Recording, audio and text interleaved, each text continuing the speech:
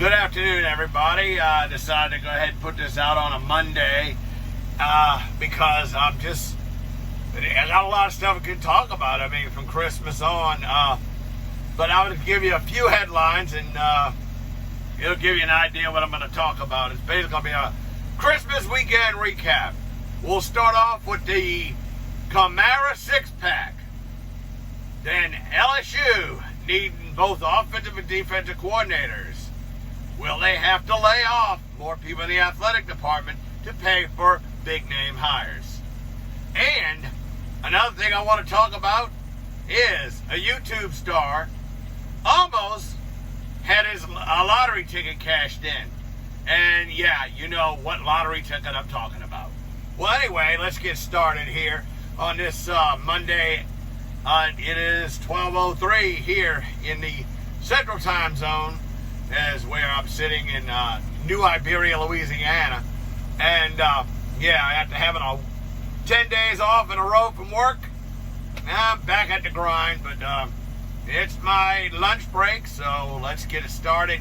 Like I said, Christmas Day. That was a good one. Remember when I was talking about the 6 turnovers LSU got against Ole Miss? Well, I can put up 6 again. And I'm going to do it. Wait, I'm going to do it the right way. Hold on. It was 2, 3, 4.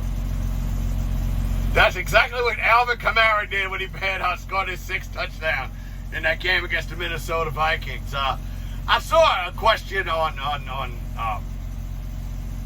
ESPN. I wanted to know if the Steelers' problems were solved. I don't know. They had to come from behind against the Colts, so it's the same. I don't think the Saints had those 2 losses. I don't think everything's been totally solved. Now, the offense looked really good. Much better than they did against Kansas City. But, you know, and now everything that happened this weekend, Saints still have an outside shot.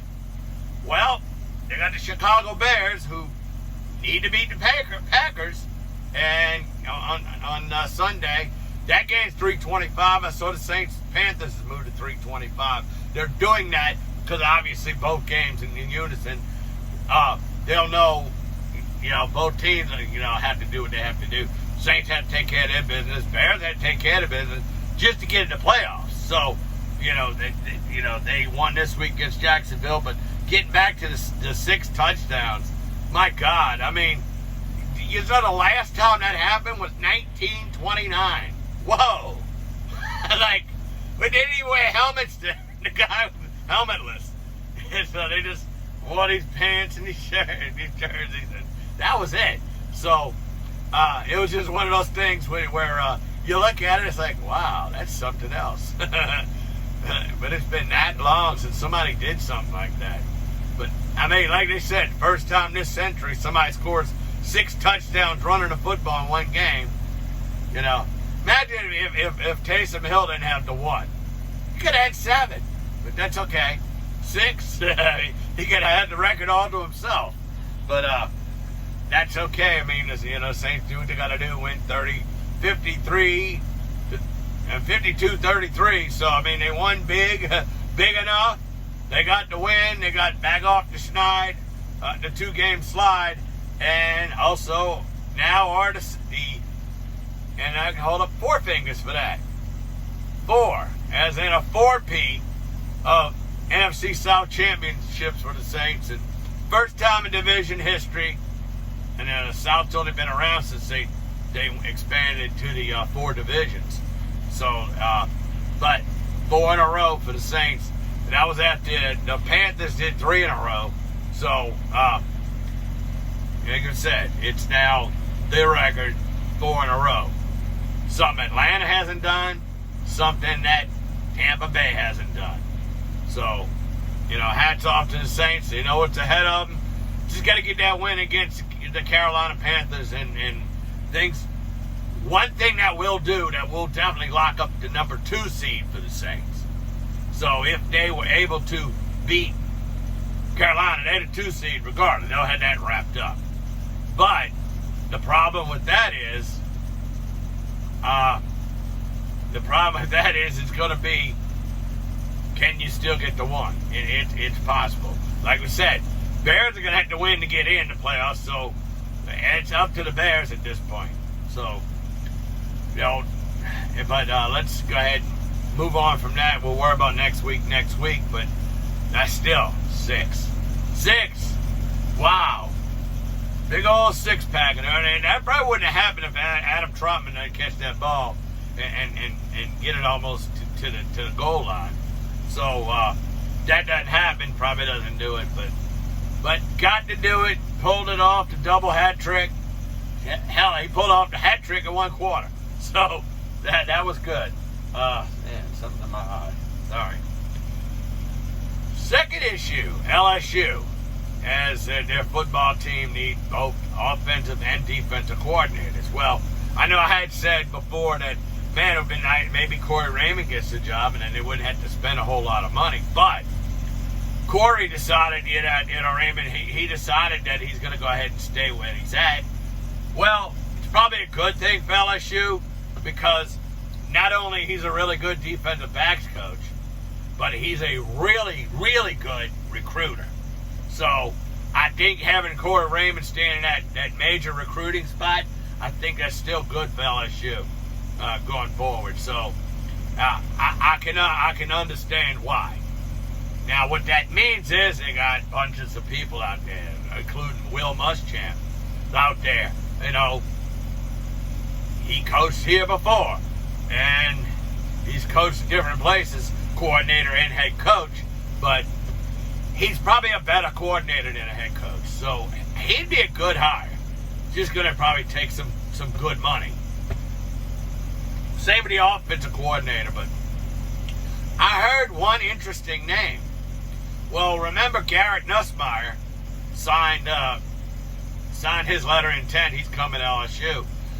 Well, why not his dad, the former Saints quarterback, Doug Nussmeier?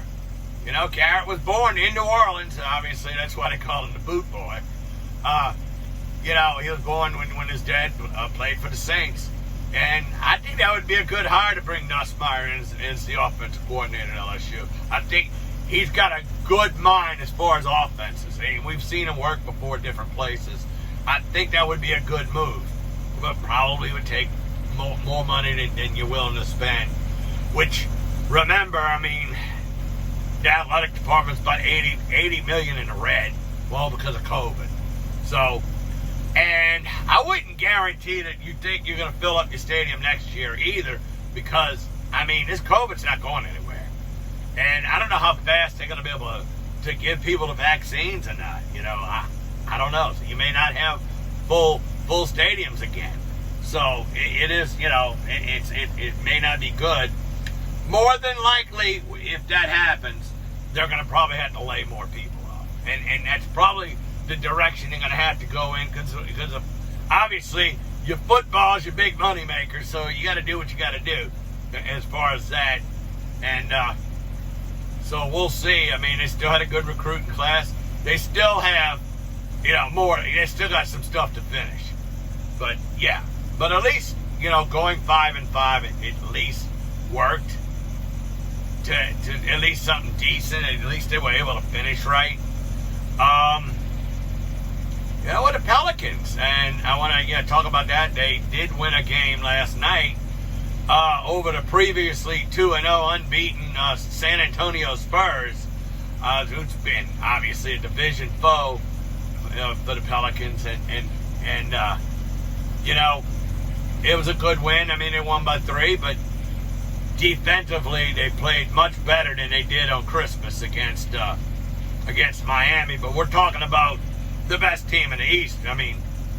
Maybe not on paper, but they were the defending Eastern Conference champions. So, that game didn't go very well for them, but last night was a good rebound as far as for the fortunes of the Pelicans, and that was good. Well, I'm not going to stay on too long. I may go about 15, 16 minutes today. I know I did over almost 22 last time. But one of the things I did want to talk about, and I'm on Instagram yesterday, and people got their stories on the top, and I was clicking on. Well, I saw where the guy who I'm doing his fitness program, Anthony Cushion. Well, he's sitting there. He's a YouTube star and all that, but what he does was he was giving kind of like a motivational speech beforehand. You know, different stories that he puts on there, and it's like all of it, like a whole, like a dotted line all the way across. So he had a bunch of it.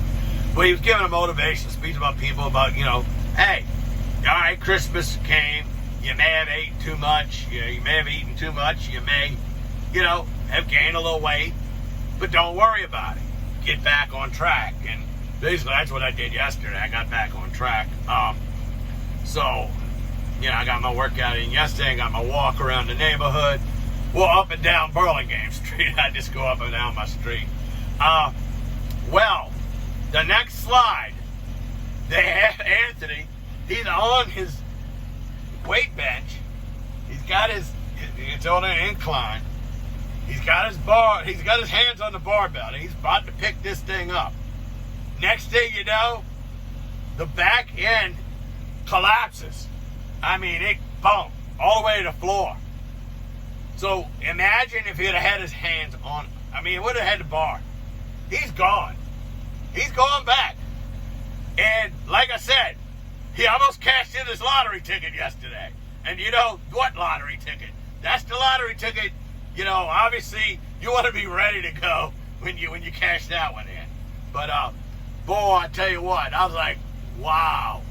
I mean, I think the only thing that kept his head going all the way back was the fact he was holding on to that bar. And he was able to lift himself up, jump up. He didn't have to say a word. You just saw his facial expression. It was like, wow. He's like, he knew it too. You could see his life flash in front of his eyes. It's like, wow. I mean, a moment like that, could you imagine? He had that barbell and he's, lifting. Let's say he'd be lifting, and that thing went back. He's going back with the bar, maybe lands on his neck, breaks his neck. You know, you don't know. And his fiance, Nick Tater, don't go down there. He lets him work out on his own down in the basement. And what's the garage? Yeah, that's right. But he has to go in the garage by himself. He never in there. So Anthony's in there working out by himself. And that right there, that's a scary situation. But for that to happen, I'm like, wow. And then it's happening. He's doing it. You know, he was about to, oh my God. That wouldn't have been nice at all. And poor Nick probably would have had to bury Anthony before they even get a chance to get married. So I wonder, just thinking out loud, I wonder if Anthony's going to be like, maybe we could move that up a little bit. I don't know, but I know COVID, they want so many people there, and obviously his family's in England, they're in Canada, and it's kind of, trying to get people there, and when they haven't figured out they're going to get married in Canada, get married in UK, who knows? This COVID situation's a mess, and that's another thing, too, and I thought about that, too. It's like, I saw a news story where they're talking about how you may not be able to fly, you may not be able to travel at all unless you got some kind of passport saying that, yes, you got the COVID shot. You got the COVID vaccine. So, that might be the same thing with like I was saying before. You may not have full arenas and football stadiums and all that. You may not have that. Or you may only be able to go to these games if you've already had the vaccine. So, it's something to think about because this COVID's not going anywhere. Just like how many strains of flu's out there, and they're still out there. They're not going anywhere. They just vaccinate you for it. All these diseases, chicken pox, smallpox, all that's still there. It's still out there. In fact, I had to get the Tdap shot, which was the tetanus, the diphtheria, and the rubella, all that, that series shot, because we got a grandchild on the way, a grandson on the way in February, and, and they're telling you that anybody who has like a baby, anybody, they don't want anybody around these children unless you've had that booster shot. So, got it done on Friday. I mean, not Friday. I got it done on, what day was it? Last Monday. Got that done. I got to have the hepatitis B shot also on that day. I was overdue for that. So, but yeah, that's the thing. You don't know who's going to do what, who, when, where. You don't know. I may cut another one here probably on New Year's Eve. Do like an end of the year thing. But that's all I'm going to do right now. And, well, thanks for watching, and see you next time.